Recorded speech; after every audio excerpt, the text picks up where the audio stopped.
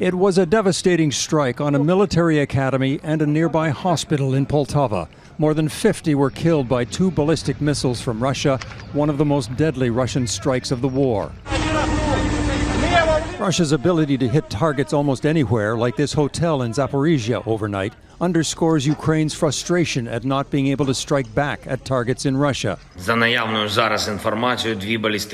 Ukraine's President Vladimir Zelensky described the scene in Poltava, he has also repeatedly asked for long-range weapons from the West.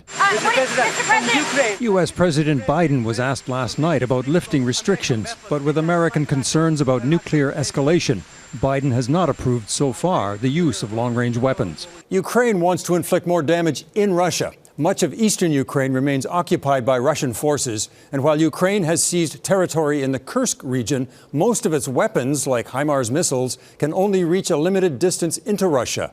Many Russian air bases and other military targets are out of reach. Ukraine wants long-range missiles that can travel up to 300 kilometers, and it wants permission to use them. Targeting these air bases in Russia basically signaled to Russia that it would be too costly and it would be difficult to continue attacking Ukraine's cities. Vladimir Putin sent another message today, 5,000 kilometers from the front lines. He visited Mongolia, the first time a member nation of the International Criminal Court has allowed Putin to visit since the war began.